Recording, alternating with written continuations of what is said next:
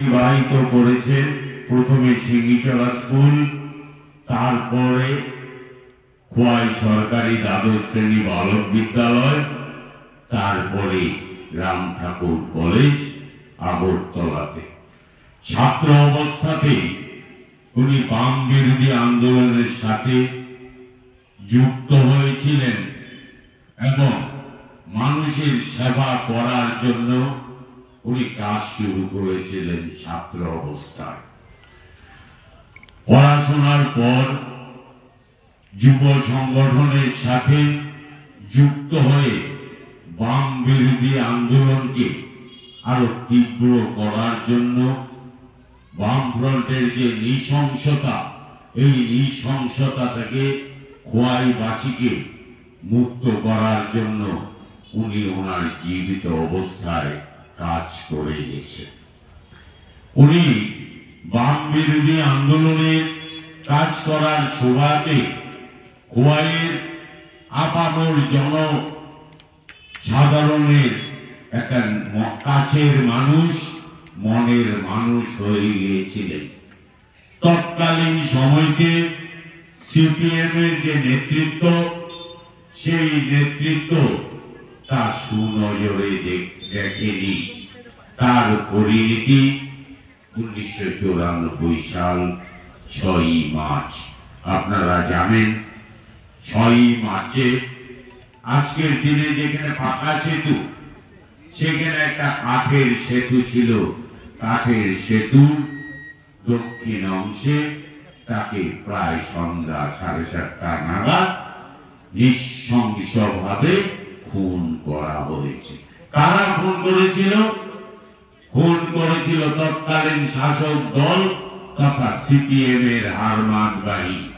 CPM এর হারমাদ বাহিনী এই দীপঙ্কর নাথ শর্মার জনসেবা, জনসংযোগ সহ্য করতে পারেনি। তৎকালীন সময়ের নেতৃত্বের অঙ্গুলি হেলনে এই খুন সংগঠিত হয়েছে। খোয়াইয়ের আপামর জনগণ যারা বামফ্রন্টের যে কুশাসন, অত্যাচার, নিপীড়ন যারা সহ্য করতে পারছিল না, যারা গর্জে ওঠার জন্য চিন্তা করছিল, তাদেরকে দাবিয়ে রাখার জন্য, তাদেরকে যাতে তারা মুখ না খুলতে পারে, সেই জন্য তৎকালীন সময়তের বাম বিরোধী নেতৃত্বকে নৃশংসভাবে খুন করেছে। নৃশংসতা কিরকম?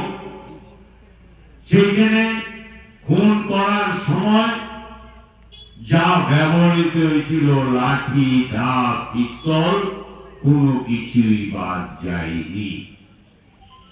আমরা শহীদ পরিবারের পক্ষ থেকে বারবার স্বরাষ্ট্র মন্ত্রক, পুলিশ, থানা, কোর্ট বারবার বিচার চেয়েছি, কিন্তু তৎকালীন সময়ের সিপিএম এর নেতৃত্ব, যার কথায় পুলিশ প্রশাসন চলত, তাদের অঙ্গুলি হেলনে তারা এইরকম চার্জশিট রূপায়িত করেছিল যাতে দীপঙ্কর নাথ শর্মার খুনিরা শাস্তি না পায়। সেই ব্যবস্থা তারা সুনিপুণ ভাবে করেছিল।